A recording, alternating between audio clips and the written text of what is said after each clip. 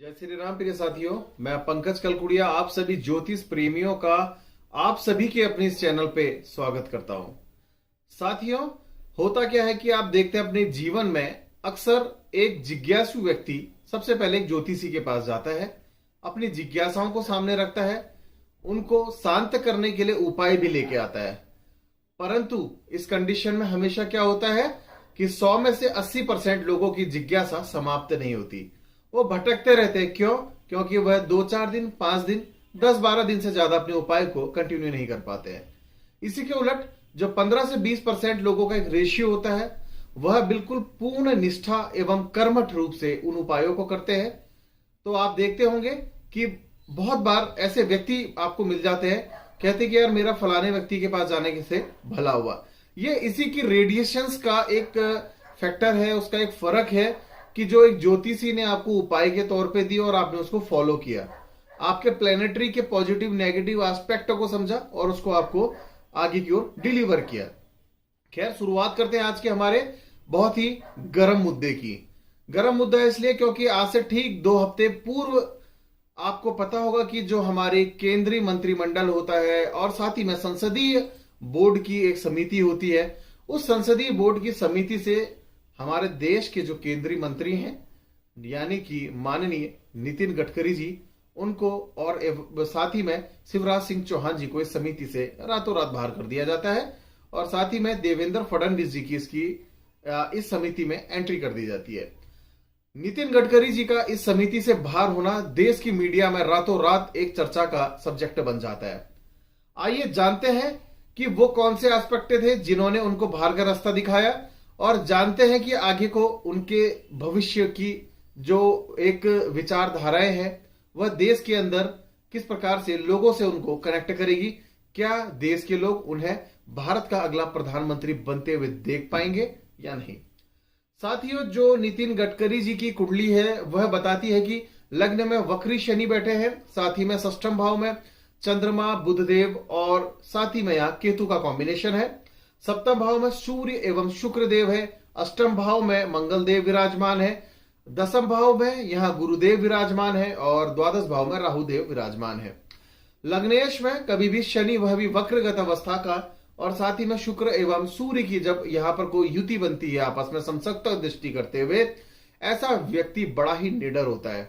और निडर साथ में इसलिए भी होता है क्योंकि लग्नेश भी उनका यहां पर मंगल है और अष्टम भाव में जाके बैठा है, यानी कि मंगल कमजोर। दहाड़ते हुए ऐसा आदमी कहीं पर को जाता है कि भाई मैं ऐसा करूंगा वैसा करूंगा और सामने पर को जाकर के वह एक सुप्त अवस्था में हो जाता है, यानी कि शांत पड़ जाता है। ऐसा इनका बेसिक कैरेक्टर देखने को जरूर मिलता है। साथियों, नितिन जी के साथ भी कुछ ऐसी परिस्थितियों का बार बार आना जाना लगा रहता है कि जैसे आप देखेंगे कि एकदम से राजनीतिक ग्राफ हमेशा उनका उठा रहा, पर हमेशा जब भी वो जिस मनचाही पोस्ट के लिए आगे बढ़ने के लिए सोचते रहे, अपनी लालसा जिज्ञासा को जब जब उन्होंने अपने आगे क्रिएट किया, कोई ना कोई ऑब्स्टिकल ऐसा बड़ा सा बनकर के आया कि केवल और केवल उनको ही उसने धराशायी किया है। साथियों, लग्न में कभी भी शनि जिस व्यक्ति के बैठ जाए वह भी वक्री अवस्था का सूर्य शुक्र के संग संबंध बनाता हुआ और लग्नेश यहां अगर मंगल हो जाए, ऐसा इंसान क्रोध, जो कि क्रोध उसका सबसे बड़ा प्रमुख हथियार, आप देखते होंगे कि उनकी जो एक बॉडी लैंग्वेज है वह भी कहीं ना कहीं पर कोई हनुमान जी की जैसी बॉडी लैंग्वेज है, बिल्कुल कदकाठी। यहां पर को आप देखेंगे कि भरी हुई हनुमान जी की कदकाठी से कहने का अर्थ यह नहीं कि उनकी लंबाई भी वैसी है, परंतु मैं कदकाठी की बात करूंगा, जो उनका शरीर का एक डिल्डोल जिस प्रकार का उनका प्रकार है। साथियों, साथ ही में यहां आप देखते हैं कि ऐसे व्यक्तियों को रूमेटिक पेन्स बहुत ज्यादा देखने को मिलते हैं। तो ऐसे व्यक्तियों को कभी भी आप देखेंगे कि जोड़ों का दर्द जरूर महसूस होगा। जो लोग नितिन जी के करीबी हैं वह इस चीज को महसूस करते हैं कि लाइक जैसे हमारे घुटनों से नीचे को हल्का पेन चले जाए या बैक में पेन की प्रॉब्लम उनके साथ जरूर हो सकती है। जो उनके करीबी है वो इन बातों को समझेंगे। साथ ही में चंद्रमा केतु के साथ बैठा हुआ है षष्ठम भाव में, यहां पर बुधदेव के साथ राशि बन गई है मंगल देव की। पितृदोष का एक प्रभाव बना है जो कि इनको अपनी सबसे उच्च श्रेणी में जाने से बार बार रोकता है। साथ ही में पेट के स्टमक से रिलेटेड इश्यूज भी इनके साथ जरूर देखने को मिलते होंगे। राहुदेव 12वें घर में किसी भी व्यक्ति को बहुत ज्यादा आक्रामक बनाता है और जब भी यह कहीं पर को अपनी दशा अंतरदशा में आ जाए तो ऐसे व्यक्ति को इस प्रकार की अवस्था में कभी भी उठा पटक के साथ आगे भी बढ़ाता है। यहां पर को अब मैं आपको थोड़ा सा इसका एनालिसिस करते हुए बताऊंगा कि मैं कहना क्या चाह रहा था अभी तक।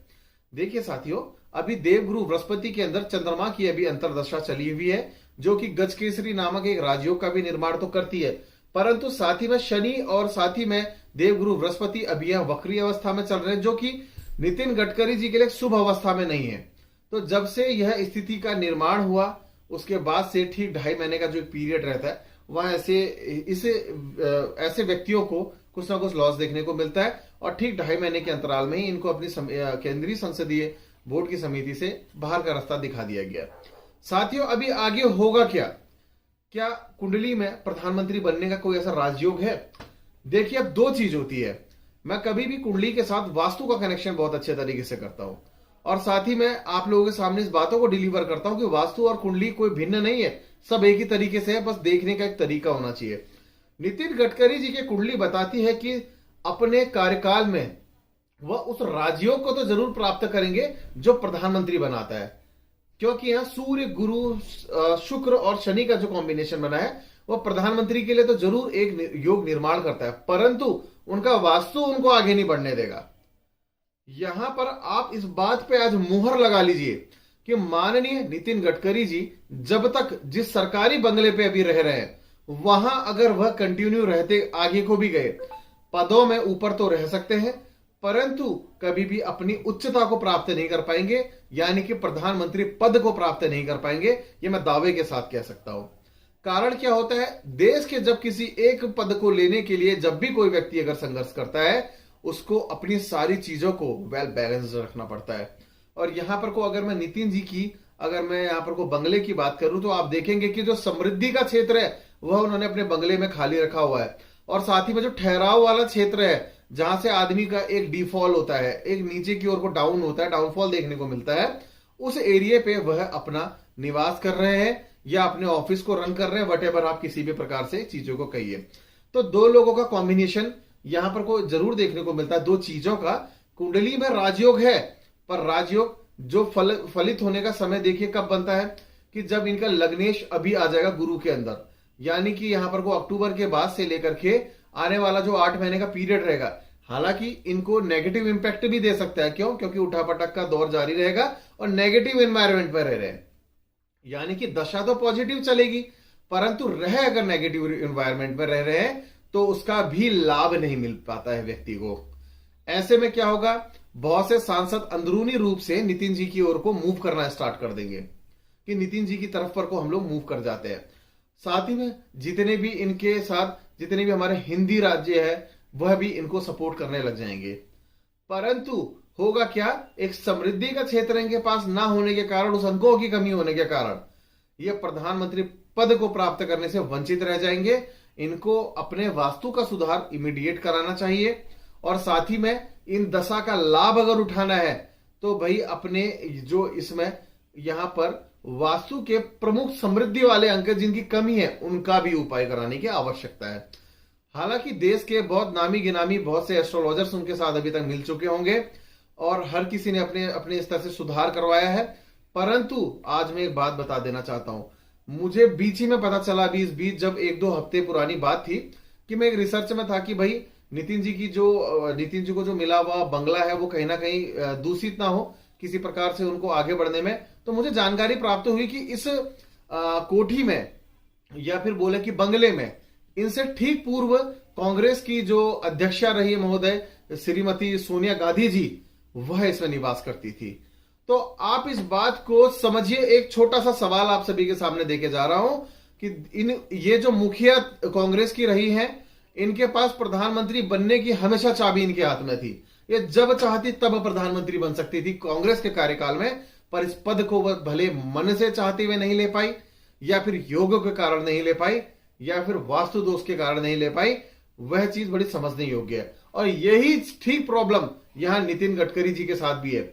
सब कुछ है, भाषा है, शैली है, और कार्य करने की एक जो अपने अंदर ईगरनेस है, हिंदुत्व है, राष्ट्रवाद के हिसाब से चलता है कि कभी भी देश के लोगों का भला हो, इस प्रकार की इनकी सोच है अपनी राष्ट्रवादी।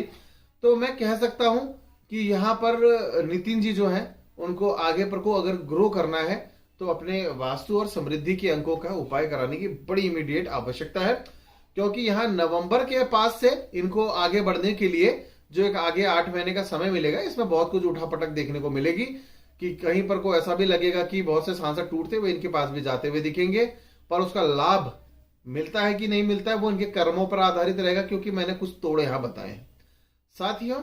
और साथ ही में मैं यह भी बता देना चाहता हूं कि जब इनकी नवांश कुंडली को अगर हम खोलते हैं, उस नवांश कुंडली पे भी आप अगर इनके सप्तम भाव को देखेंगे तो यहां पर को सूर्य देव जो है उच्च के होके बैठे हैं मंगल देव के साथ, और मंगल देव की ही राशि पे। तो साथियों, कहने का आशय है कि माननीय नितिन गडकरी जी अपनी खुद की ग्रोथ को ना समझने के कारण, यानी कि जो दैवीय ग्रोथ है, वास्तु दोष है, इनको पूर्ण रूप से अभी ना समझने के कारण, अनभिज्ञता के होने के कारण अपने प्रधानमंत्री पद को प्राप्त करने से वंचित रह जाएंगे। यही आज का हमारा टॉपिक है। पर इसमें अगर वो सुधार कर लेते हैं तो आगे भी जरूर बढ़ेंगे, फिर इसमें मैं मना नहीं कर रहा हूं। साथियों, आशा करता हूं कि ये वीडियो आप सभी को बहुत अच्छा लगा होगा। आगे के अन्य वीडियोस में मुलाकात होगी। धन्यवाद एवं जय श्री राम।